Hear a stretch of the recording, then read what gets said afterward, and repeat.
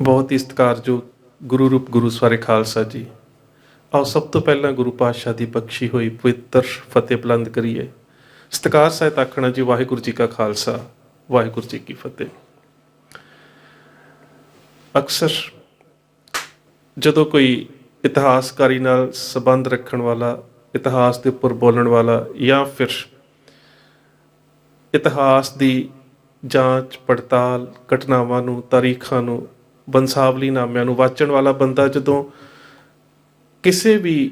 ਵਰਤਮਾਨ ਵਰਤਾਰੇ ਦੇ ਉੱਪਰ ਟਿੱਪਣੀ ਕਰਦਾ ਹੈ ਜਾਂ ਉਹਦੇ ਉੱਪਰ ਬੋਲਣ ਦਾ ਯਤਨ ਕਰਦਾ ਹੈ ਤਾਂ ਅਕਸਰ ਇਹ ਕਹਿ ਦਿੱਤਾ ਜਾਂਦਾ ਹੈ ਜੀ ਤੁਸੀਂ ਤਾਂ ਇਤਿਹਾਸਕਾਰੀ ਕਰੋ, ਤੁਸੀਂ ਇਹਨਾਂ ਮਸਲਿਆਂ ਦੇ ਵਿੱਚ ਨਾ ਫਸੋ। ਪਰ ਜਿੱਥੋਂ ਤੱਕ ਮੇਰਾ ਆਪਣਾ ਸੋਚਣਾ ਹੈ ਜਾਂ ਮੇਰਾ ਆਪਣਾ ਵਿਚਾਰ ਹੈ, ਇਹਦੇ ਵਿੱਚ ਕੋਈ ਸ਼ੱਕ ਨਹੀਂ ਕਿ ਇਤਿਹਾਸ ਦੇ ਵਿੱਚ ਦਿਲਚਸਪੀ ਰੱਖਣ ਵਾਲਾ ਕੋਈ ਵੀ ਵਿਅਕਤੀ ਜਿਹੜਾ ਉਹ ਇਤਿਹਾਸਕਾਰੀ ਦੇ ਆਪਣੇ ਇੱਕ ਖੇਤਰ ਦੇ ਵਿੱਚ ਸੀਮਤ ਹੁੰਦਾ ਹੈ। ਪਰ ਇਹਦਾ ਮਤਲਬ ਇਹ ਵੀ ਨਹੀਂ ਹੁੰਦਾ ਕਿ ਵਰਤਮਾਨ ਵਾਪਰ ਰਹੇ ਜਿਹੜੇ ਵਰਤਾਰੇ ਨੇ ਉਹਨਾਂ ਦੇ ਉੱਪਰ ਕੋਈ ਚਿੰਤਨ ਜਾਂ ਆਪਣੀ ਰਾਏ ਨਾ ਦਿੱਤੀ ਜਾਵੇ, ਕਿਉਂਕਿ ਅਕਸਰ ਅਸੀਂ ਪਿਛਲੇ ਸਮੇਂ ਦੇ ਵਿੱਚ ਜਦੋਂ ਕੁਝ ਇਤਿਹਾਸਕਾਰਾਂ ਦੇ ਸਮੇਂ ਦੇ ਜਾਂ ਉਸ ਇੱਕ ਖਾਸ ਟਾਈਮ ਫਰੇਮ ਦੀ ਗੱਲ ਕਰਦੇ ਹਾਂ ਤਾਂ ਅਕਸਰ ਅਸੀਂ ਕਹਿ ਦਿੰਦੇ ਹਾਂ ਕਿ ਇਸ ਸਮੇਂ ਸਿੱਖਾਂ ਦੇ ਵਿੱਚ ਆਹ ਕੁਝ ਵੀ ਹੋ ਰਿਹਾ ਸੀ, ਪਰ ਇਹਨਾਂ ਇਤਿਹਾਸਕਾਰਾਂ ਨੂੰ ਇਹ ਗੱਲ ਯਾਦ ਕਿਉਂ ਨਾ ਆਈ ਕਿ ਅਸੀਂ ਬੱਬਰ ਅਕਾਲੀ ਲਹਿਰ ਦੇ ਬਾਰੇ ਵੀ ਲਿਖਣਾ, ਅਸੀਂ ਗਦਰ ਲਹਿਰ ਦੇ ਬਾਰੇ ਵੀ ਲਿਖਣਾ, ਕਿ ਉਹ ਇਤਿਹਾਸਕਾਰੀਆਂ ਮੌਕੇ ਦੇ ਉੱਪਰ ਕਿਉਂ ਨਾ ਹੋ ਸਕੀਆਂ। ਸੋ ਇਸ ਕਰਕੇ ਕਿਤੇ ਨਾ ਕਿਤੇ ਮੇਰਾ ਆਪਣਾ ਨਿੱਜੀ ਵਿਚਾਰ ਹੈ ਕਿ ਬੇਸ਼ੱਕ ਇਤਿਹਾਸਕਾਰੀ ਇਤਿਹਾਸ ਤਾਰੀਖ ਦੇ ਨਾਲ ਜਾਂ ਉਹਨਾਂ ਨਾਲ ਸੰਬੰਧਿਤ ਜਿਹੜੇ ਸਰੋਤ ਹੁੰਦੇ ਨੇ ਉਹਨਾਂ ਦੇ ਵਿੱਚ ਦਿਲਚਸਪੀ ਹੋਣਾ ਪੜ੍ਹਨਾ ਇੱਕ ਵੱਖਰਾ ਵਿਸ਼ਾ ਹੈ, ਪਰ ਇਹ ਵੀ ਬਹੁਤ ਜ਼ਰੂਰੀ ਹੈ ਕਿ ਮੌਜੂਦਾ ਸਮੇਂ ਦੇ ਵਿੱਚ ਜੋ ਕੌਮ ਦੇ ਨਾਲ ਵਾਪਰ ਰਿਹਾ, ਜਿਸ ਨੇ ਆਉਣ ਵਾਲੇ ਸਮੇਂ ਦੇ ਵਿੱਚ ਇਤਿਹਾਸ ਦਾ ਰੂਪ ਲੈਣਾ, ਉਹਦੇ ਉੱਪਰ ਵੀ ਕਿਸੇ ਨਾ ਕਿਸੇ ਰੂਪ ਦੇ ਵਿੱਚ ਟਿੱਪਣੀਆਂ ਜਾਂ ਕਿਸੇ ਨਾ ਕਿਸੇ ਰੂਪ ਦੇ ਵਿੱਚ ਕੋਈ ਜਿਹੜੇ ਵਿਚਾਰ ਹੈ ਉਹ ਦਿੱਤੇ ਜਾਣੇ ਚਾਹੀਦੇ ਨੇ। ਅੱਜ ਗੱਲ ਕਰਨਾ ਚਾਹ ਰਿਹਾ ਹਾਂ ਤੁਹਾਡੇ ਨਾਲ ਕਿ ਪ੍ਰੋਫੈਸਰ ਦਵਿੰਦਰਪਾਲ ਸਿੰਘ ਭੁੱਲਰ ਹੋਣਾ ਦੀ ਰਿਹਾਈ ਦਾ ਮਸਲਾ ਤੇ ਚੋਣਾਂ ਦੇ ਵਿੱਚ ਖਾਸ ਕਰਕੇ ਆਮ ਆਦਮੀ ਪਾਰਟੀ ਦੇ ਵੱਲੋਂ ਉਹਦੇ ਪ੍ਰਤੀ ਜਵਾਬਦੇਹੀ ਤੋਂ ਇਨਕਾਰੀ ਹੋਣਾ। ਸੋ ਜੇਕਰ ਅਸੀਂ ਇਸ ਸਾਰੇ ਵਰਤਾਰੇ ਦੀ ਘੋਖ ਕਰੀਏ ਤਾਂ ਇੱਕ ਗੱਲ ਤਾਂ ਬੜੀ ਅਹਿਮ ਹੈ ਕਿ ਜਿਸ ਵੇਲੇ ਆਮ ਆਦਮੀ ਪਾਰਟੀ ਹੋਂਦ ਦੇ ਵਿੱਚ ਆਉਂਦੀ ਹੈ ਤੇ ਦਿੱਲੀ ਤੋਂ ਬਾਹਰ ਜਾ ਕੇ ਜੇ ਕਿਤੇ ਇਸ ਦੀ ਸਥਾਪਤੀ ਹੋਈ ਹੈ ਤਾਂ ਉੱਤਰੀ ਭਾਰਤ ਦੇ ਵਿੱਚ ਕੇਵਲ ਤੇ ਕੇਵਲ ਪੰਜਾਬ ਦੇ ਵਿੱਚ ਸਭ ਤੋਂ ਵੱਧ ਲੋਕਾਂ ਨੇ ਹੁੰਗਾਰਾ ਦਿੱਤਾ ਹੈ। ਹੁੰਗਾਰਾ ਪੰਜਾਬ ਦੇ ਵਸਨੀਕਾਂ ਨੇ ਹੀ ਨਹੀਂ ਦਿੱਤਾ, ਬਲਕਿ ਆਰਥਿਕ ਤੌਰ ਦੇ ਉੱਪਰ ਪੰਜਾਬ ਦੇ ਜਿਹੜੇ ਵਿਦੇਸ਼ਾਂ ਦੇ ਵਿੱਚ ਲੋਕ ਨੇ ਜਿਨ੍ਹਾਂ ਨੂੰ ਅਸੀਂ NRI ਦੀ ਸੂਚੀ ਦੇ ਵਿੱਚ ਰੱਖ ਲੈਂਦੇ ਹਾਂ, ਮੇਰੇ ਖਿਆਲ ਦੇ ਨਾਲ ਉਹਨਾਂ ਦੇ ਵਾਸਤੇ ਇਹ ਰਾਜਨੀਤਿਕ ਤੌਰ ਦੇ ਉੱਪਰ ਹੁਣ ਤੱਕ ਦੀ ਸਭ ਤੋਂ ਵੱਡੀ ਐਸੀ ਲਹਿਰ ਸੀ ਜਿਹਦੇ ਵਿੱਚ ਸਿੱਖਾਂ ਨੇ ਸਭ ਤੋਂ ਵੱਧ ਆਰਥਿਕ ਮਦਦ ਜਿਹੜੀ ਹੈ ਉਹ ਸਾਡੇ NRI ਭਾਈਚਾਰੇ ਨੇ ਕੀਤੀ ਹੋਵੇ। ਉਹਦੇ ਪਿੱਛੇ ਕਾਰਨ ਕੀ ਸੀ? ਉਹਦੇ ਪਿੱਛੇ ਸਭ ਤੋਂ ਅਹਿਮ ਕਾਰਨ ਸੀ ਕਿ ਕਿਸੇ ਨਾ ਕਿਸੇ ਰੂਪ ਦੇ ਵਿੱਚ ਪੰਜਾਬ ਦਾ ਜਿਹੜਾ ਇੱਕ ਚੇਤਨ ਵਰਗ ਹੈ ਉਹ ਇੱਕ ਰਾਜਨੀਤਿਕ ਬਦਲਾਅ ਚਾਹੁੰਦਾ ਸੀ। ਔਰ ਜੇਕਰ ਮੈਂ ਪੰਜਾਬ ਦੇ ਆਮ ਲੋਕਾਂ ਦੀ, ਵਿਦੇਸ਼ਾਂ ਦੇ ਵਿੱਚ ਵਸਦੇ ਪੰਜਾਬੀ ਭਾਈਚਾਰੇ ਦੀ, ਉਸ ਤੋਂ ਇਲਾਵਾ ਵੀ ਗੱਲ ਕਰਾਂ ਤਾਂ ਪੰਜਾਬ ਦੀਆਂ ਬਹੁਤ ਸਾਰੀਆਂ ਛੋਟੀਆਂ ਤੇ ਵੱਡੀਆਂ ਪੰਥਕ ਜਥੇਬੰਦੀਆਂ ਨੇ ਵੀ ਸਿੱਧੇ ਜਾਂ ਅਸਿੱਧੇ ਰੂਪ ਦੇ ਵਿੱਚ ਆਪ, ਜਿਸ ਨੂੰ ਅਸੀਂ ਆਮ ਆਦਮੀ ਪਾਰਟੀ ਕਹਿੰਦੇ ਹਾਂ, ਉਸ ਦੀ ਜਿਹੜੀ ਸੀ ਉਹ ਮਦਦ ਜ਼ਰੂਰ ਕੀਤੀ, ਜਾਂ ਇਹ ਵੀ ਕਹਿ ਸਕਦੇ ਹਾਂ ਕਿ ਬਿਲਕੁਲ ਸਪਸ਼ਟ ਤੇ ਜਨਤਕ ਤੌਰ ਤੇ ਵਿਰੋਧਤਾ ਵੀ ਨਹੀਂ ਕੀਤੀ। ਜੇ ਕੁਝ ਜਥੇਬੰਦੀਆਂ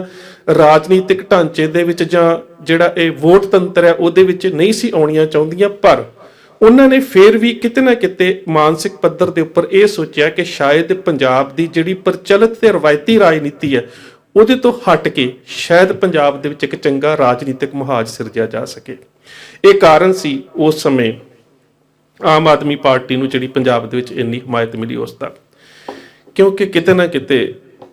ਪੰਜਾਬ ਦੀ ਜਿਹੜੀ ਸਿੱਖ ਮਾਨਸਿਕਤਾ ਹੈ ਉਹ 1978 ਜਾਂ ਫਿਰ 1984 ਜਾਂ ਫਿਰ ਦਿੱਲੀ ਦੇ ਕਤਲੇਆਮ ਦੇ ਜਿਹੜੇ ਵਰਤਾਰੇ ਨੇ, ਨਸਲਕੁਸ਼ੀ ਦੇ ਜਿਹੜੇ ਵਰਤਾਰੇ ਨੇ, ਉਹਨਾਂ ਤੋਂ ਬਾਅਦ ਮਾਨਸਿਕ ਤੌਰ ਤੇ ਕਾਂਗਰਸ ਦੇ ਨਾਲੋਂ ਕਿਤੇ ਨਾ ਕਿਤੇ ਇੱਕ ਦੂਰੀ ਬਣਾ ਕੇ ਚੱਲਦੀ ਹੈ। ਉਸ ਤੋਂ ਬਾਅਦ ਵੀ ਜਿਹੜੇ ਸਿੱਖਾਂ ਦੇ ਨਾਲ ਵਸਾਘਾਤ ਹੋਏ ਨੇ, ਚਾਹੇ 47 ਤੋਂ ਬਾਅਦ ਵਾਲੇ ਨੇ, ਉਹਦੇ ਵਿੱਚ ਕਾਂਗਰਸ ਨੂੰ ਕਿਸੇ ਨਾ ਕਿਸੇ ਰੂਪ ਦੇ ਵਿੱਚ ਦੋਸ਼ ਮੁਕਤ ਨਹੀਂ ਕੀਤਾ ਜਾ ਸਕਦਾ। ਪਰ ਇਹਦੇ ਬਾਵਜੂਦ ਵੀ ਪੰਜਾਬ ਦੇ ਵਿੱਚ ਜਿਹੜੀ ਕਾਂਗਰਸ ਸੀ, ਜੇ ਕਿਤੇ ਨਾ ਕਿਤੇ ਸਿੱਖ ਮੁੱਦਿਆਂ ਦੇ ਉੱਪਰ ਆਪਣਾ ਥੋੜਾ ਜਿਹਾ ਵਧੀਆ ਪ੍ਰਤੀਕਰਮ ਜ਼ਾਹਰ ਕਰਦੀ ਸੀ ਤਾਂ ਜਿਹੜੀ ਪੰਜਾਬ ਦੀ ਕਹਿ ਸਕਦੇ ਹੋ ਕਿ ਖਾਸ ਕਰਕੇ ਸਿੱਖ ਵੋਟ ਬੈਂਕ ਸੀ ਉਹ ਕਿਤੇ ਨਾ ਕਿਤੇ ਫਿਰ ਪ੍ਰਭਾਵਿਤ ਹੋ ਜਾਂਦਾ ਰਿਹਾ। ਮਿਸਾਲ ਦੇ ਤੌਰ ਤੇ ਆਪਣੀ ਪਹਿਲੀ ਟਰਮ ਦੇ ਦੌਰਾਨ ਕੈਪਟਨ ਅਮਰਿੰਦਰ ਸਿੰਘ ਨੇ ਪੰਜਾਬ ਦੇ ਪਾਣੀਆਂ ਦੇ ਉੱਪਰ ਸਟੈਂਡ ਲੈਣ ਦਾ ਯਤਨ ਕੀਤਾ। ਉਸ ਤੋਂ ਬਾਅਦ ਆ ਪਿੱਛੇ ਵਾਲੀ ਟਰਮ ਦੇ ਵਿੱਚ ਚਾਹੇ ਗੁਟਕਾ ਸਾਹਿਬ ਦੀ ਸਹੁੰ ਖਾ ਕੇ ਨਸ਼ੇ ਨੂੰ ਬੰਦ ਕਰਨ ਦੀ ਗੱਲ ਸੀ,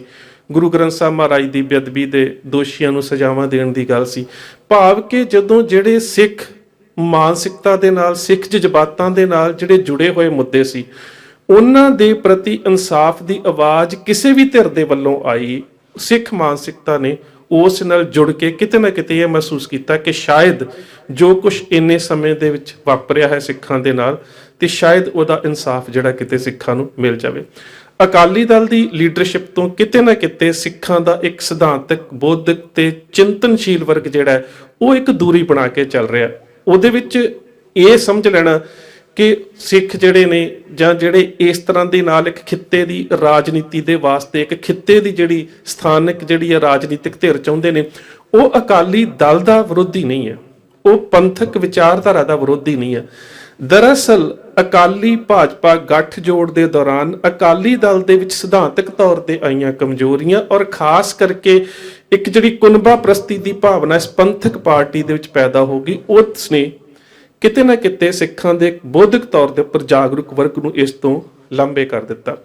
ਪੰਥਕ ਧਿਰਾਂ ਜਿਹੜੀਆਂ ਸੀਗੀਆਂ ਉਹ ਖਾਸ ਕਰਕੇ ਤਕਰੀਬਨ ਪੰਥਕ ਖੇਤਰ ਦੇ ਵਿੱਚ ਜ਼ਿਆਦਾ ਸਰਗਰਮ ਰਹਿੰਦੀਆਂ ਨੇ, ਉਹਨਾਂ ਦੀ ਦੂਰੀ ਅਕਾਲੀ ਦਲ ਤੋਂ ਹੋਰ ਜਿਹੜੀ ਉਹ ਵੱਧਦੀ ਗਈ। ਫਿਰ ਗੁਰੂ ਗ੍ਰੰਥ ਸਾਹਿਬ ਮਹਾਰਾਜ ਦੀ ਬੇਅਦਬੀ, ਉਸ ਦੇ ਦੌਰਾਨ ਬੇਅਦਬੀ ਦੇ ਖਿਲਾਫ ਰੋਸ ਮੁਜ਼ਾਹਰਾ ਕਰ ਰਹੇ ਸਿੰਘਾਂ ਦੇ ਉੱਪਰ ਗੋਲੀ ਚੱਲਣਾ, ਫਿਰ ਜਿਸ ਤਰ੍ਹਾਂ ਦੇ ਨਾਲ ਉਹ ਸਾਰੇ ਘਟਨਾਕ੍ਰਮ ਵਾਪਰੇ, ਉਹਦੇ ਨਾਲ ਕੀ ਹੋਇਆ ਕਿ ਕਿਤੇ ਨਾ ਕਿਤੇ ਵੱਡੇ ਪੱਧਰ ਦੇ ਉੱਪਰ ਜਿਹੜਾ ਸੀਗਾ ਇੱਕ ਬੌਧਿਕ ਤੌਰ ਦੇ ਉੱਪਰ ਜਿਹੜਾ ਚੇਤਨ ਵਰਗ ਸੀਗਾ ਉਹ ਅਕਾਲੀ ਦਲ ਤੋਂ ਥੋੜਾ ਥੋੜਾ ਪਿੱਛੇ ਹਟਦਾ ਗਿਆ। ਜਿਹੜੀਆਂ ਪੰਜਾਬ ਦੀਆਂ ਪੰਥਕ ਧਿਰਾਂ ਅਕਾਲੀ ਦਲ ਦੇ ਵਿਰੋਧ ਵਿੱਚ ਵੀ ਸਨ, ਉਹਨਾਂ ਨੇ ਵੀ ਕਿਤੇ ਨਾ ਕਿਤੇ ਉਹਨਾਂ ਦਿਨਾਂ ਦੇ ਵਿੱਚ ਜਦੋਂ ਆਮ ਆਦਮੀ ਪਾਰਟੀ ਪੰਜਾਬ ਦੇ ਵਿੱਚ ਪਿਛਲੇ ਦੌਰ ਦੇ ਵਿੱਚ ਇੱਕ ਕਹਿ ਸਕਦੇ ਹੋ ਕਿ ਵੱਡੀ ਪਾਰਟੀ ਦੇ ਰੂਪ ਦੇ ਵਿੱਚ ਉੱਭਰ ਕੇ ਸਾਹਮਣੇ ਆਉਂਦੀ ਹੈ, ਤਾਂ ਪੰਥਕ ਜਥੇਬੰਦੀਆਂ ਨੇ ਸਿੱਧੇ ਜਾਂ ਅਸਿੱਧੇ ਤੌਰ ਤੇ ਜਿਹੜੀ ਹਮਾਇਤ ਦਿੱਤੀ, ਉਹਦੇ ਵਿੱਚ ਦੋ ਕਾਰਨ ਬੜੇ ਅਹਿਮ ਸੀ। ਕੁਝ ਤਾਂ ਉਹ ਜਥੇਬੰਦੀਆਂ ਸਨ ਜਿਨ੍ਹਾਂ ਨੂੰ ਪਤਾ ਸੀ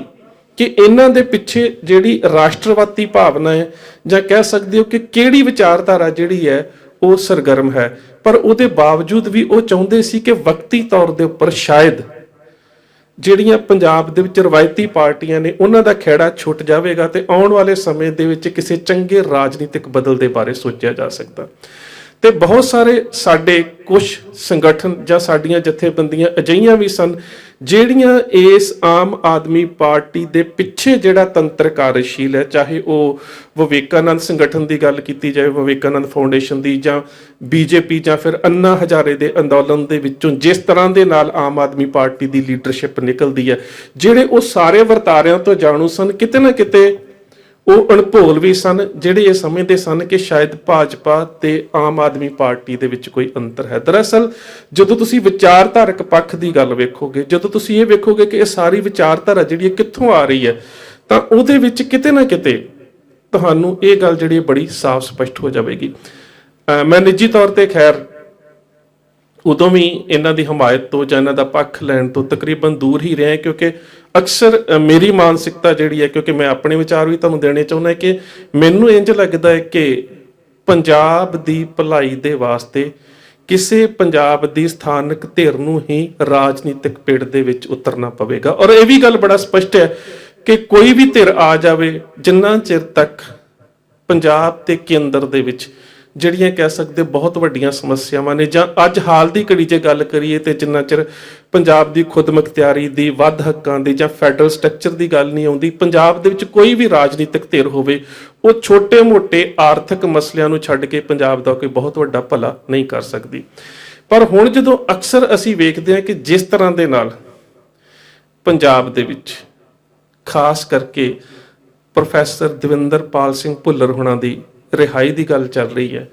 ਉਹਦੇ ਵਿੱਚ ਜਿਸ ਤਰ੍ਹਾਂ ਦਾ ਆਮ ਆਦਮੀ ਪਾਰਟੀ ਦਾ ਰਵੱਈਆ ਔਰ ਜਿਸ ਤਰ੍ਹਾਂ ਦੇ ਨਾਲ ਉਹਨਾਂ ਦੇ ਕਹਿ ਸਕਦੇ ਹੋ ਕਿ ਜਿਹੜੇ ਸੋਸ਼ਲ ਮੀਡੀਆ ਦੇ ਉੱਪਰ ਸਰਗਰਮ ਵੀਰ ਭੈਣਾਂ ਨੇ ਜਿਸ ਤਰ੍ਹਾਂ ਦੇ ਉਹਨਾਂ ਦੇ ਜਵਾਬ ਆਏ ਤੇ ਪੰਜਾਬ ਪ੍ਰਤੀ ਮੁੱਦਿਆਂ ਉੱਪਰ ਜਿਸ ਤਰ੍ਹਾਂ ਦੀ ਉਹਨਾਂ ਦੀ ਚੁੱਪ ਹੈ, ਉਹਦੇ ਤੋਂ ਕਿਤੇ ਨਾ ਕਿਤੇ ਇੰਜ ਲੱਗ ਰਿਹਾ ਹੈ ਕਿ ਆਮ ਆਦਮੀ ਪਾਰਟੀ ਜਿਹੜੀ ਹੈ ਉਹ ਕਦੀ ਵੀ ਪੰਜਾਬ ਦੀਆਂ ਜਿਹੜੀਆਂ ਕਹਿ ਸਕਦੇ ਹੋ ਕਿ ਮੂਲ ਜਿਹੜੇ ਮੁੱਦੇ ਨੇ ਉਹਨਾਂ ਦੇ ਨਾਲ ਅਜੇ ਤੱਕ ਭਿੱਜੀ ਨਹੀਂ ਹੋਗੀ। ਭਾਵ ਕਿ ਉਹ ਅਜੇ ਤੱਕ ਉਹਨਾਂ ਨੂੰ ਹੱਲ ਕਰਨ ਵਾਲੇ ਪਾਸੇ ਨਹੀਂ ਤੁਰਨਾ ਚਾਹੁੰਦੇ। ਹੁਣ ਜੇਕਰ ਅਸੀਂ ਇੱਕ ਅਹਿਮ ਗੱਲ ਇਹ ਵੀ ਵੇਖੀਏ ਕਿ ਪੰਜਾਬ ਦੇ ਵਿੱਚ, ਮੈਂ ਜੇਕਰ ਆਮ ਆਦਮੀ ਪਾਰਟੀ ਦੀ ਗੱਲ ਹੀ ਕਰਾਂ ਤਾਂ ਪੰਜਾਬ ਦੇ ਵਿੱਚ ਬਹੁਤ ਸਾਰੇ ਸਾਡੇ ਵੀਰ ਭੈਣਾਂ ਆਮ ਆਦਮੀ ਪਾਰਟੀ ਦੇ ਨਾਲ ਜੁੜੇ ਹੋਏ ਵੀ ਐਸੇ ਨੇ ਜਿਹੜੇ ਆਪ ਵਿਅਕਤੀਗਤ ਤੌਰ ਦੇ ਉੱਪਰ ਬੜੇ ਸੁਹਿਰਦ ਨੇ। ਉਹ ਚਾਹੁੰਦੇ ਨੇ ਪੰਜਾਬ 'ਚ ਕੋਈ ਬਦਲਾਅ ਆਵੇ, ਉਹ ਚਾਹੁੰਦੇ ਨੇ ਕਿ ਪੰਜਾਬ ਦੇ ਵਿੱਚ ਇੱਕ ਚੰਗੀ ਰਾਜਨੀਤਿਕ ਧਿਰ ਦੀ ਉਸਾਰੀ ਹੋਵੇ, ਉਹ ਚਾਹੁੰਦੇ ਨੇ ਕਿ ਪੰਜਾਬ ਦੇ ਵਿੱਚ ਉੱਚ ਮਿਆਰੀ ਨੈਤਿਕ ਕਦਰਾਂ ਕੀਮਤਾਂ ਵਾਲੇ ਜਿਹੜੇ ਨੇਤਾ ਨੇ ਜਾਂ ਜਿਹੜੇ ਸਾਡੇ ਨੌਜਵਾਨ ਵੀਰ ਤੇ ਭੈਣਾਂ ਨੇ ਉਹ ਅੱਗੇ ਆਉਣ, ਤਾਂ ਜੋ ਕਿਤੇ ਨਾ ਕਿਤੇ ਕਿਸੇ ਰੂਪ ਦੇ ਵਿੱਚ ਪੰਜਾਬ ਦੇ ਵਿੱਚ ਇੱਕ ਚੰਗਾ ਰਾਜਨੀਤਿਕ ਢਾਂਚਾ ਸਿਰਜਿਆ ਜਾ ਸਕੇ। ਪਰ ਦਿੱਲੀ ਤੋਂ ਚੱਲਣ ਵਾਲੀ ਜਿਹੜੀ ਇਹ ਕਹਿ ਸਕਦੇ ਹੋ ਕਿ ਰਾਸ਼ਟਰਵਾਦੀ ਢਾਂਚੇ ਦੇ ਵਿੱਚ ਜਿਸ ਤਰ੍ਹਾਂ ਦੇ ਨਾਲ ਇਸ ਪਾਰਟੀ ਵੱਲੋਂ ਆਪਣਾ ਪ੍ਰਗਟਾਅ ਕੀਤਾ ਜਾ ਰਿਹਾ, ਉਹਦੇ ਵਿੱਚੋਂ ਜਿਹੜੀਆਂ ਬਹੁਤ ਗੱਲਾਂ ਉੱਭਰ ਕੇ ਸਾਹਮਣੇ ਆਉਂਦੀਆਂ, ਵੈਸੇ ਤਾਂ ਅਕਾਲ ਚਲਾਣਾ ਕਰ ਚੁੱਕੇ ਪੱਤਰਕਾਰ ਜਰਨੈਲ ਸਿੰਘ ਹੁਣੀ, ਜਿਨ੍ਹਾਂ ਦੇ ਨਾਲ ਮੇਰਾ ਬੜਾ ਪਿਆਰ ਵੀ ਸੀ, ਉਹਨਾਂ ਨੇ ਬਹੁਤ ਗੱਲਾਂ ਮੈਨੂੰ ਕੁਝ ਦੱਸੀਆਂ ਵੀ ਸੀ ਜਿਹੜੀਆਂ ਖੈਰ ਹੁਣ ਸੋਸ਼ਲ ਮੀਡੀਆ ਦੇ ਉੱਪਰ ਸਾਂਝੀਆਂ ਨਹੀਂ ਕੀਤੀਆਂ ਜਾ ਸਕਦੀਆਂ। ਪਰ ਇੱਕ ਗੱਲ ਬੜੀ ਅਹਿਮ ਹੈ ਕਿ ਬੇਸ਼ੱਕ ਪੰਜਾਬ ਦਾ ਆਮ ਆਦਮੀ ਪਾਰਟੀ ਦੇ ਵੱਲੋਂ ਪ੍ਰਬੰਧਕ ਜਿਹੜਾ ਲਾਇਆ ਜਾਂਦਾ ਉਹ ਸਰਦਾਰ ਜਰਨੈਲ ਸਿੰਘ ਹੁਣਾਂ ਨੂੰ ਲਗਾਇਆ ਜਾਂਦਾ ਹੁਣ ਵੀ, ਪਰ ਜਿਹੜੀ ਸਾਰੀ ਜ਼ਿੰਮੇਵਾਰੀ ਹੈ ਉਹ ਰਾਘਵ ਚੱਡਾ ਨੂੰ ਦਿੱਤੀ ਜਾਂਦੀ ਹੈ। ਇਸੇ ਤਰ੍ਹਾਂ ਪਿਛਲੇ ਸਮੇਂ ਦੇ ਦੌਰਾਨ ਵੀ ਹੋਇਆ ਸੀਗਾ ਕਿ ਪੰਜਾਬ ਦਾ ਜਿਹੜਾ ਆਮ ਆਦਮੀ ਪਾਰਟੀ ਦਾ ਜਿਹੜਾ ਕੇਡਰ ਹੈ, ਜਾਂ ਤੁਸੀਂ ਕਹਿ ਸਕਦੇ ਹੋ ਕਿ ਜਿਹੜੇ ਸਰਗਰਮ ਨੌਜਵਾਨ ਵੀਰ ਤੇ ਭੈਣਾਂ ਨੇ, ਜਾਂ ਫਿਰ ਇੱਥੋਂ ਤੱਕ ਕਿ ਉਹਨਾਂ ਦੇ ਐਮਐਲਏ ਤੋਂ ਲੈ ਕੇ ਉੱਪਰ ਤੱਕ ਵਿਰੋਧੀ ਧਿਰ ਦੇ ਵਿੱਚ ਚੰਗੀ ਭੂਮਿਕਾ ਨਿਭਾਉਣ ਵਾਲੇ ਵੀ ਕੁਝ ਆਗੂ ਹੋਣਗੇ, ਉਹਨਾਂ ਦੇ ਉੱਪਰ ਕੋਈ ਜ਼ਿਆਦਾ ਵਿਸ਼ਵਾਸ ਜਿਹੜਾ ਉਹ ਨਹੀਂ ਕੀਤਾ ਜਾਂਦਾ। ਸੋ ਇਹ ਇੱਕ ਬੜੀ ਅਹਿਮ ਗੱਲ ਹੈ। ਹੁਣ ਪਿਛਲੀਆਂ ਜਿਹੜੀਆਂ ਚੋਣਾਂ ਸੀ ਉਹਦੇ ਵਿੱਚ ਆਮ ਆਦਮੀ ਪਾਰਟੀ ਨੇ ਕਿਤੇ ਨਾ ਕਿਤੇ ਸਿੱਖ ਮੁੱਦਿਆਂ ਨੂੰ ਸਮਝਣ ਦੀ ਤੇ ਸਿੱਖ ਪੱਤਾ ਖੇਡਣ ਦਾ ਯਤਨ ਵੀ ਕੀਤਾ, ਪਰ ਇਸ ਵਾਰੀ ਜਿਹੜੀ ਉਹ ਗੱਲ ਹੈ ਉਹ ਕਿਤੇ ਨਾ ਕਿਤੇ ਅਲੋਪ ਲੱਗ ਰਹੀ ਹੈ। ਉਹ ਅਲੋਪ ਇਸ ਕਰਕੇ ਲੱਗ ਰਹੀ ਹੈ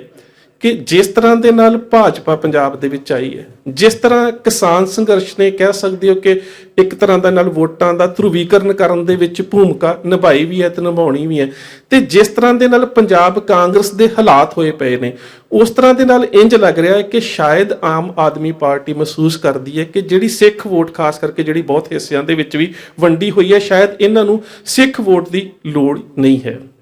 ਤੇ ਜਾਂ ਫਿਰ ਸਿੱਖ ਜਿਹੜੇ ਨੇ ਉਹ ਇਸ ਪਾਰਟੀ ਦੀਆਂ ਨੀਤੀਆਂ ਤੋਂ ਜਾਣੂ ਹੋ ਚੁੱਕੇ ਨੇ ਕਿ ਇਹਨਾਂ ਦੀ ਪੰਜਾਬ ਦੇ ਵਿੱਚ ਰਾਜਨੀਤਿਕ ਤੌਰ ਦੇ ਉੱਪਰ ਸਥਾਪਤੀ ਹੋ ਵੀ ਜਾਵੇ ਤਾਂ ਇਹਨਾਂ ਤੋਂ ਕੋਈ ਬਹੁਤ ਹੀ ਜ਼ਿਆਦਾ ਆਸ ਨਹੀਂ ਰੱਖੀ ਜਾ ਸਕਦੀ। ਹੁਣ ਇਹਦੇ ਵਿੱਚ ਇੱਕ ਅਹਿਮ ਮੁੱਦਾ ਚੱਲ ਰਿਹਾ ਹੈ ਪ੍ਰੋਫੈਸਰ ਦਵਿੰਦਰਪਾਲ ਸਿੰਘ ਭੁੱਲਰ ਹੁਣਾਂ ਦੀ ਰਿਹਾਈ ਦਾ।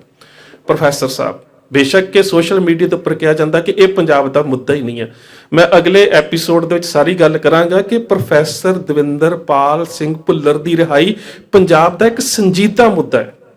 ਬੇਸ਼ੱਕ ਕੋਈ ਇਸ ਦੇ ਨਾਲ ਵਾਸਤਾ ਰੱਖਦਾ ਹੈ, ਵਾਸਤਾ ਰੱਖਦਾ ਹੈ, ਨਾ ਰੱਖੇ ਕੋਈ ਰੱਖੇ, ਇਹ ਗੱਲ ਇੱਕ ਵੱਖਰੀ ਹੈ, ਪਰ ਇਹ ਗੱਲ ਕਹਿ ਦੇਣੀ ਕਿ ਪ੍ਰੋਫੈਸਰ ਦਵਿੰਦਰਪਾਲ ਸਿੰਘ ਭੁੱਲਰ ਦੀ ਰਿਹਾਈ ਦਾ ਮੁੱਦਾ ਪੰਜਾਬ ਦਾ ਮੁੱਦਾ ਨਹੀਂ ਹੈ, ਮੈਂ ਸੋਚਦਾ ਸਭ ਤੋਂ ਵੱਡਾ ਝੂਠ ਹੈ। 550 ਸਾਲਾਂ ਜਦੋਂ ਗੁਰੂ ਨਾਨਕ ਸਾਹਿਬ ਦਾ ਪ੍ਰਗਟ ਦਿਹਾੜਾ ਮਨਾਇਆ ਜਾ ਰਿਹਾ ਸੀ ਤੇ ਉਦੋਂ ਕੁਝ ਜਿਹੜੇ ਸਿੱਖ ਵੀਰ ਸਾਡੇ ਜੇਲ੍ਹਾਂ ਦੇ ਵਿੱਚ ਬੰਦ ਸਨ, ਉਹਨਾਂ ਦੀ ਸਜ਼ਾ ਖਤਮ ਦਾ ਐਲਾਨ ਜਿਹੜਾ ਕੇਂਦਰ ਦੇ ਵੱਲੋਂ ਕੀਤਾ ਗਿਆ, ਔਰ ਉਸ ਸਮੇਂ ਦੀਆਂ ਬਹੁਤ ਸਾਰੀਆਂ ਕਹਿ ਸਕਦੇ ਹੋ ਕਿ ਜਿਹੜੀਆਂ ਇਸ ਤਰ੍ਹਾਂ ਦੀਆਂ ਤਬਦੀਲੀਆਂ ਆਈਆਂ, ਉਹਦੇ ਵਿੱਚ ਇਹ ਗੱਲ ਵੇਖੀ ਜਾ ਰਹੀ ਸੀ ਕਿ ਇਹ ਸਾਡੇ ਵੀਰ ਭਰਾ ਜਿਹੜੇ ਲੰਬੇ ਸਮੇਂ ਤੋਂ ਜੇਲ੍ਹਾਂ ਦੇ ਵਿੱਚ ਨੇ ਸ਼ਾਇਦ ਬਹੁਤ ਜਲਦੀ ਹੀ ਰਿਹਾ ਹੋ ਕੇ ਆਪਣੇ ਪਰਿਵਾਰਾਂ ਦੇ ਕੋਲ ਆ ਜਾਣਗੇ। ਪਰ ਹੁਣ ਜਿਹੜੇ ਦਸਤਾਵੇਜ਼ ਖਾਸ ਕਰਕੇ ਅੰਗਰੇਜ਼ੀ ਦੀਆਂ ਅਖਬਾਰਾਂ ਦੇ ਵਿੱਚ ਵੀ ਛਪੇ ਨੇ, ਔਰ ਜੇਕਰ ਅੰਗਰੇਜ਼ੀ ਦੀਆਂ ਅਖਬਾਰਾਂ ਦੇ ਵਿੱਚ ਛਪਣ ਦੀ ਗੱਲ ਨਾ ਵੀ ਕੀਤੀ ਜਾਵੇ ਤੇ ਆਮ ਆਦਮੀ ਪਾਰਟੀ ਦੇ ਨਾਲ ਸੰਬੰਧਿਤ ਕੁਝ ਲੀਡਰਾਂ ਨੇ ਸਿੱਧੇ ਅਸਿੱਧੇ, ਕਿਸੇ ਨੇ ਗੁਪਤ ਤੇ ਕਿਸੇ ਨੇ ਪ੍ਰਗਟ ਰੂਪ ਦੇ ਵਿੱਚ ਇਹਨਾਂ ਗੱਲਾਂ ਦੇ ਉੱਪਰ ਸਹਿਮਤੀ ਵੀ ਪ੍ਰਗਟਾ ਦਿੱਤੀ ਹੈ ਕਿ ਜਿਹੜੀ ਦਿੱਲੀ ਦੀ ਆਮ ਆਦਮੀ ਪਾਰਟੀ ਦੀ ਸਰਕਾਰ ਹੈ ਉਹ ਪ੍ਰੋਫੈਸਰ ਦਵਿੰਦਰਪਾਲ ਸਿੰਘ ਭੁੱਲਰ ਹੁਣਾਂ ਦੀ ਰਿਹਾਈ ਨਹੀਂ ਚਾਹੁੰਦੀ। ਦਸਤਾਵੇਜ਼ ਬਹੁਤ ਸਾਰੇ ਸਾਹਮਣੇ ਆ ਗਏ ਨੇ, ਜਿਹਦੇ ਵਿੱਚ ਸੈਂਟੈਂਸ ਰਿਵਿਊ ਬਿਊਰੋ ਨੇ ਜਿਹੜੇ ਕਹਿ ਸਕਦੇ ਹੋ ਕਿ 3 ਵਾਰੀ ਦਿੱਲੀ ਗਵਰਨਮੈਂਟ ਦੇ ਜਿਹੜੇ ਹੋਮ ਮਿਨਿਸਟਰ ਸਤਿੰਦਰ ਜੈਨ ਦੀ ਅਗਵਾਈ ਦੇ ਵਿੱਚ ਰੱਦ ਕੀਤਾ ਗਿਆ ਤਕਰੀਬਨ 2020 ਦੇ ਵਿੱਚ ਹੀ। 28 ਫਰਵਰੀ ਦੀ ਗੱਲ ਆਈ ਹੈ, ਉਸ ਤੋਂ ਬਾਅਦ 5-6 ਅਗਸਤ ਦੀ ਗੱਲ ਆਈ ਹੈ, ਫਿਰ 11 ਦਸੰਬਰ ਦੀ ਗੱਲ ਆਈ ਹੈ। ਭਾਵ ਕਿ ਕੇਂਦਰ ਦੀ ਹਕੂਮਤ ਦੇ ਵੱਲੋਂ ਕਿਹਾ ਗਿਆ ਕਿ ਜਿਹੜੇ ਇਹ ਜੇਲ੍ਹਾਂ ਦੇ ਵਿੱਚ ਬੰਦੀ ਸਿੰਘ ਨੇ ਇਹਨਾਂ ਨੂੰ ਰਿਹਾ ਕੀਤਾ ਜਾਵੇਗਾ, ਪਰ ਸਾਰੇ ਦਸਤਾਵੇਜ਼ ਸਬੂਤ ਜਿਹੜੇ ਨੇ ਉਹ ਪ੍ਰਤੱਖ ਨੇ। ਪਹਿਲਾਂ ਕੋਈ ਸਮੇਂ ਤੱਕ ਅਖਬਾਰਾਂ ਦੇ ਵਿੱਚ ਇਹੀ ਆਉਂਦਾ ਰਿਹਾ ਕਿ ਉਹਨਾਂ ਦੀ ਰਿਹਾਈ ਦੇ ਖਿਲਾਫ ਜਿਹੜੀ ਮਨਿੰਦਰ ਬਿੱਟੇ ਦੇ ਵੱਲੋਂ ਜਿਹੜੀ ਹੈ ਉਹ ਰਿਟ ਕੀਤੀ ਗਈ ਹੈ ਜਾਂ ਇਤਰਾਜ਼ ਜ਼ਾਹਰ ਕੀਤਾ ਗਿਆ, ਉਹਦੇ ਕਰਕੇ ਇਹ ਜਿਹੜੀ ਗੱਲ ਲੇਟ ਹੋ ਰਹੀ ਹੈ। ਪਰ ਹੁਣ ਜਿਹੜੇ ਦਸਤਾਵੇਜ਼ ਪ੍ਰਤੱਖ ਰੂਪ ਦੇ ਵਿੱਚ, ਜਿਨ੍ਹਾਂ ਨੂੰ ਮੈਂ ਕਹਿੰਦਾ ਕਿ ਹੋਰ ਹੁਣ ਪ੍ਰਮਾਣਾਂ ਦੀ ਜ਼ਰੂਰਤ ਨਹੀਂ ਰਹਿ ਗਈ, ਉਹਦੇ ਵਿੱਚ ਤਾਂ ਬੜਾ ਸਪਸ਼ਟ ਹੈ ਕਿ ਪਹਿਲੀ ਤੇ ਦੂਜੀ ਮੀਟਿੰਗ ਦੇ ਵਿੱਚ ਜਿਹੜੀ ਰਿਹਾਈ ਨਾਲ ਸੰਬੰਧਿਤ ਦਸਤਾਵੇਜ਼ ਜਿਹੜੇ ਰਿਪੋਰਟ ਸੀ ਉਹ ਜਮ੍ਹਾਂ ਨਹੀਂ ਕਰਵਾਏ ਗਏ ਤੇ ਉਸ ਤੋਂ ਬਾਅਦ ਤੀਸਰੀ ਮੀਟਿੰਗ ਦੇ ਵਿੱਚ ਲਿਖਤੀ ਤੌਰ ਦੇ ਉੱਪਰ ਨਾ ਕਰ ਦਿੱਤੀ ਗਈ। ਹੁਣ ਇਹਦੇ ਵਿੱਚ ਇਹ ਪੰਜਾਬ ਦਾ ਇੱਕ ਬਹੁਤ ਹੀ ਸੰਜੀਦਾ ਮੁੱਦਾ ਹੈ ਔਰ ਬੇਸ਼ੱਕ ਜਦੋਂ ਇਹ ਰਵਾਇਤੀ, ਮੈਂ ਹੁਣ ਇਸ ਨੂੰ ਰਵਾਇਤੀ ਪਾਰਟੀ ਦੇ ਰੂਪ ਦੇ ਵਿੱਚ ਹੀ ਗਿਣਾਂਗਾ, ਹੁਣ ਅਸੀਂ ਇਹ ਨਹੀਂ ਕਹਿ ਸਕਦੇ ਕਿ ਆਮ ਆਦਮੀ ਪਾਰਟੀ ਬਾਕੀ ਰਵਾਇਤੀ ਪਾਰਟੀਆਂ ਦੇ ਨਾਲੋਂ ਹਟ ਕੇ ਪੰਜਾਬ ਦੇ ਵਿੱਚ ਕੋਈ ਚੰਗਾ ਰਾਜਨੀਤਿਕ ਢਾਂਚਾ ਸਿਰਜ ਸਕਦੀ ਹੈ, ਬਿਲਕੁਲ ਨਹੀਂ। ਕਿਉਂਕਿ ਜਿਹੜੀਆਂ ਨੀਤੀਆਂ ਦਾ ਪ੍ਰਗਟਾਅ ਹੋ ਰਿਹਾ ਹੈ ਉਹ ਤਾਂ ਉਹੀ ਰਵਾਇਤੀ ਪਾਰਟੀਆਂ ਵਾਲੀਆਂ ਨੇ ਜਿਨ੍ਹਾਂ ਤੋਂ ਪੰਜਾਬ ਦੇ ਲੋਕੀ ਪਹਿਲਾਂ ਹੀ 70 ਸਾਲਾਂ ਤੋਂ ਵੱਧ ਸਮੇਂ ਤੋਂ ਜਿਨ੍ਹਾਂ ਦੇ ਵਿਸਾਖਘਾਤ ਤੇ ਧੋਖਿਆਂ ਦਾ ਸ਼ਿਕਾਰ ਜਿਹੜੇ ਉਹ ਹੋ ਰਹੇ ਨੇ। ਹੁਣ ਸਭ ਤੋਂ ਅਹਿਮ ਗੱਲ ਹੈ ਕਿ ਆਮ ਆਦਮੀ ਪਾਰਟੀ ਦੇ ਜਿਹੜੇ ਜ਼ਿੰਮੇਵਾਰ ਵਿਅਕਤੀ ਨੇ, ਕੇਜਰੀਵਾਲ ਤੋਂ ਲੈ ਕੇ ਜਾਂ ਉਹਨਾਂ ਦਾ ਜਿਹੜਾ ਬਾਕੀ ਦਿੱਲੀ ਸਰਕਾਰ ਵਿਚਲਾ ਢਾਂਚਾ ਹੈ, ਉਸ ਨੂੰ ਇਸ ਗੱਲ ਪ੍ਰਤੀ ਜਵਾਬਦੇਹ ਜ਼ਰੂਰ ਹੋਣਾ ਪਵੇਗਾ ਕਿ ਜਦੋਂ ਪੰਜਾਬ ਦੇ ਲੋਕ ਜਾਂ ਪੰਜਾਬ ਦੇ ਮੁੱਦਿਆਂ ਨਾਲ ਜੁੜੇ ਹੋਏ ਜਾਂ ਪੰਜਾਬ ਦੇ ਕਹਿ ਸਕਦੇ ਹੋ ਕਿ ਜਜ਼ਬਾਤਾਂ ਦੇ ਨਾਲ ਜੁੜੇ ਹੋਏ ਜਿਹੜੇ ਇਵੇਂ ਦੇ ਮੁੱਦੇ ਨੇ, ਜੇਕਰ ਉਹਨਾਂ ਦੇ ਪ੍ਰਤੀ ਇਵੇਂ ਦੀ ਬੇਰੁਖੀ ਹੈ ਤਾਂ ਪੰਜਾਬ ਦਾ ਜਿਹੜਾ ਬੌਧਿਕ ਪੱਧਰ ਦੇ ਉੱਪਰ ਜਾਂ ਕਹਿ ਸਕਦੇ ਹੋ ਕਿ ਜਾਗਰੂਕ ਵਰਗ ਹੈ ਜਿਹੜਾ ਸਮਝਦਾ ਹੈ ਕਿ ਪੰਜਾਬ ਦੀ ਮੂਲ ਸਮੱਸਿਆ ਕੀ ਹੈ ਔਰ ਉਸ ਮੂਲ ਸਮੱਸਿਆ ਦੇ ਹੱਲ ਦੇ ਵਾਸਤੇ ਨੌਜਵਾਨ ਜਿਹੜੇ ਸੰਘਰਸ਼ ਦੇ ਖੇਤਰ ਦੇ ਵਿੱਚ ਆਏ, ਉਸ ਖੇਤਰ ਜਾਂ ਉਸ ਸੇਵਾ ਦੇ ਦੌਰਾਨ ਜੇਕਰ ਅੱਜ ਜੇਲ੍ਹਾਂ ਦੇ ਵਿੱਚ ਬੰਦ ਨੇ ਤੇ ਉਹਨਾਂ ਦੀ ਜੇਲ੍ਹਾਂ ਦੇ ਵਿੱਚ ਬੰਦੀ ਨੂੰ ਕਿਸੇ ਵੀ ਰੂਪ ਦੇ ਵਿੱਚ ਅਸੀਂ ਇਹ ਕਹਿ ਕੇ ਨਹੀਂ ਟਾਲ ਸਕਦੇ ਕਿ ਇਹ ਪੰਜਾਬ ਦਾ ਮੁੱਦਾ ਨਹੀਂ ਹੈ। ਸੋ ਇੱਥੇ ਆ ਕੇ ਆਮ ਆਦਮੀ ਪਾਰਟੀ ਨੂੰ ਸਮੁੱਚੀ ਪੰਜਾਬੀਅਤ ਦੇ ਸਾਹਮਣੇ ਜਵਾਬਦੇਹ ਹੋਣਾ ਪਵੇਗਾ। ਬਾਕੀ ਗੱਲ ਅਗਲੇ ਭਾਗ ਵਿੱਚ ਕਰਨ ਦਾ ਯਤਨ ਕਰਾਂਗੇ। ਇੰਨੀਆਂ ਬੇਨਤੀਆਂ ਪ੍ਰਵਾਨ, ਫਤਿਹ ਦੀ ਸਾਂਝ, ਸਤਿਕਾਰ ਸਹਿਤ ਆਖਣਾ ਜੀ। ਵਾਹਿਗੁਰੂ ਜੀ ਕਾ ਖਾਲਸਾ, ਵਾਹਿਗੁਰੂ ਜੀ ਕੀ ਫਤਿਹ।